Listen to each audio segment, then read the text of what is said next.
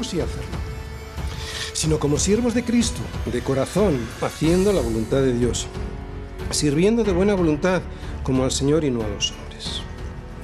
Primero que vemos ahí, como siervos de Cristo. Significa trabajar de corazón. Y ya hemos dicho lo que significa de corazón. Es trabajar de tal manera que no tengamos un corazón dividido en diferentes fidelidades, ¿no? O sea, ahora trabajo pensando en el jefe, ahora trabajo para mis intereses personales sin tener en cuenta el interés de mi empresa. Eso sería no un corazón no íntegro, o sea, un corazón que está compuesto de diferentes fidelidades. Si Pablo dice a los esclavos que su trabajo era como si lo hiciesen para Dios mismo, otra vez, fíjate, si Pablo les está hablando a los esclavos, y les está diciendo a ellos que ese trabajo lo debían de hacer como si fuese para Dios mismo, ¿cuánto más nosotros que trabajamos en países con libertad y con la libertad de dejar nuestro empleo y que lo hacemos por un salario y no por haber sido vendidos como esclavos? Todos conocemos a gente que desprecia su trabajo. Es más, los conocemos también que a veces somos nosotros mismos. Y el trabajo es una bendición de Dios. Pablo le dice a los tesalonicenses, si alguno no quiere trabajar, tampoco coma. No dice si alguno no trabaja, no. Dice si alguno no quiere trabajar, tampoco coma. Y hay gente que desprecia muchos trabajos que podrían realizar, pero consideran que no son suficientemente dignos para ellos. Hay que trabajar como siervos de Cristo, no como siervos del mundo, y haciendo la voluntad de Dios. ¿Qué significa eso en nuestro caso? Que tengo que saber si ese trabajo que me ofrecen es la voluntad de Dios o lo estoy despreciando porque considero que es muy poco para mí. Y al revés, saber si el trabajo que me ofrecen es la voluntad de Dios o lo acepto porque estoy ganando mucho dinero en él y sin embargo es un trabajo indigno de Dios y de su reino. Mirad, casi todos los trabajos que yo conozco son dignos, aunque hay algunos pocos que claramente violan la ley de Dios. Lo que tengo que ver delante de Dios es si aunque el trabajo que tengo delante es digno, me impide servir al Señor como Él quiere que lo haga. Y aunque hay muchos factores a tener en cuenta para tomar la decisión correcta sobre qué trabajo debo elegir, no le puedes preguntar, bueno, le puedes preguntar al pastor, pero solo el Espíritu Santo y una relación personal con Jesucristo a través de la palabra nos darán la respuesta a esta pregunta, ¿de acuerdo? Sirviendo de buena voluntad. Siguiendo con lo mismo anterior, pero añadiendo algo más, hay gente que me ha preguntado si su trabajo podía constituir una afrenta a Dios y a su reino. Están atormentados porque piensan que su trabajo pues ofende a Dios. Bien, lo que debes hacer en este caso es aclarar en tu mente qué es un trabajo digno y qué no lo es. Porque hay gente que piensa que un trabajo solo es digno si es perfecto en todo. Y estamos rodeados de una cultura y de un sistema que no lo es en absoluto, que no es perfecto. ¿De acuerdo? Por ejemplo, fijaros, ahora lo vamos a entender muy bien. La esclavitud no era ni es algo que la Biblia defienda. Y sin embargo, Pablo no le dice a los esclavos que se subleven y que se marchen de la casa de sus amos porque la esclavitud pisotea la dignidad del ser humano. Lo podemos ver muy claramente y lo vimos cuando predicamos la carta de Pablo a Filemón. Él, Pablo, le manda volver a la casa de Filemón a Onésimo que se había escapado.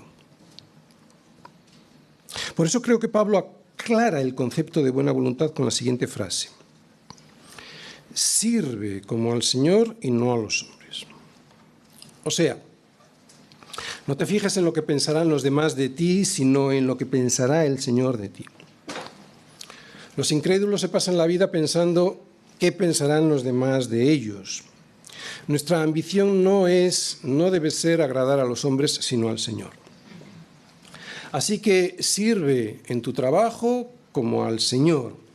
Y si tu trabajo es honesto y decente, aunque no sea perfecto porque este mundo no lo es, pues entonces decide en función de otros factores mucho más importantes. Decide si crees para ver si ese trabajo es del Señor o no. Por ejemplo, ¿qué factores son más importantes a la hora de decidir si un trabajo es digno del Señor o no?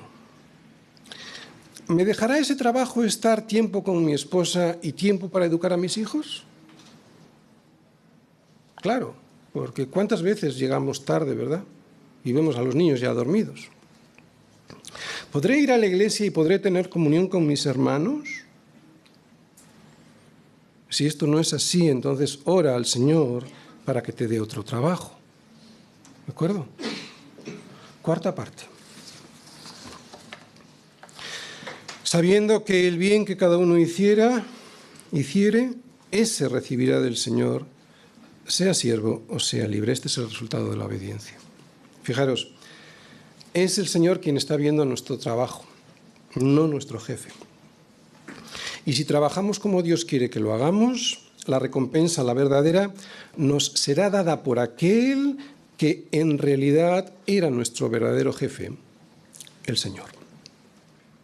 No hay distinción en esto, ya seas esclavo, ya seas libre, dice Pablo, la recompensa la recibirás del Señor, la verdadera. O sea, que aunque estés en un trabajo que no te gusta, por ejemplo, ser esclavo, ¿no? Hay gente que se considera esclava en su trabajo. Por lo tanto, si no te gusta y te consideras un esclavo, o un trabajo en el que te sientes completamente realizado y por eso crees que eres libre, la verdadera recompensa nunca te vendrá de la libertad que crees que tienes en el trabajo, sino del Señor.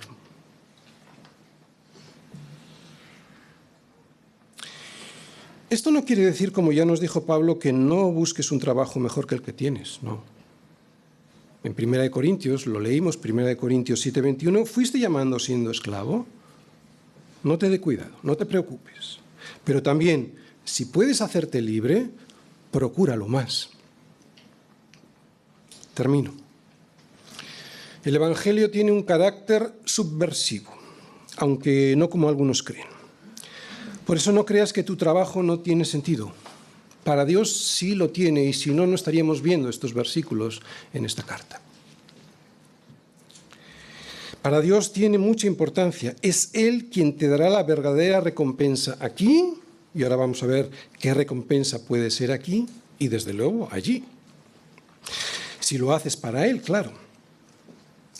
Cuando aprendemos a hacer las cosas para Cristo, somos libres de la servidumbre terrenal.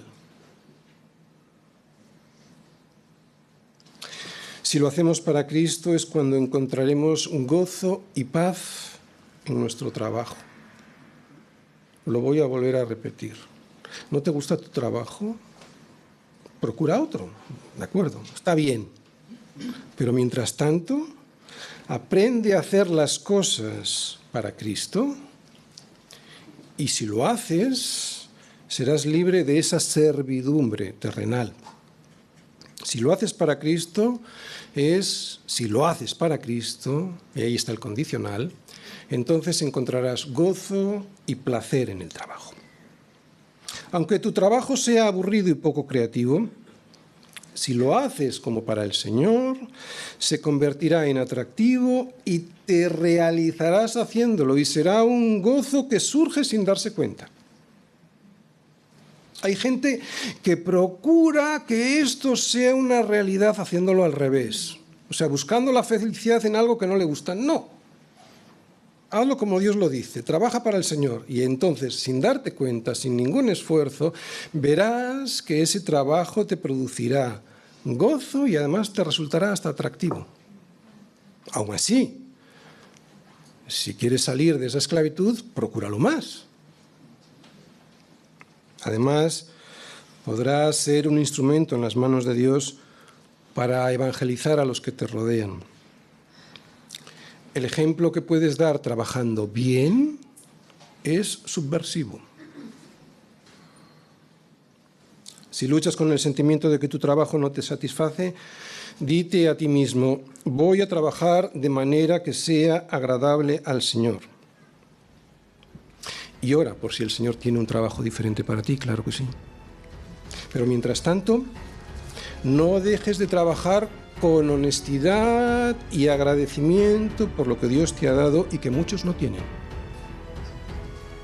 Si lo haces así, y aunque tu jefe no te esté mirando, seguro que hay alguien que lo está haciendo, y al verte disfrutar de tu trabajo se preguntará: ¿cómo es posible tener semejante contentamiento?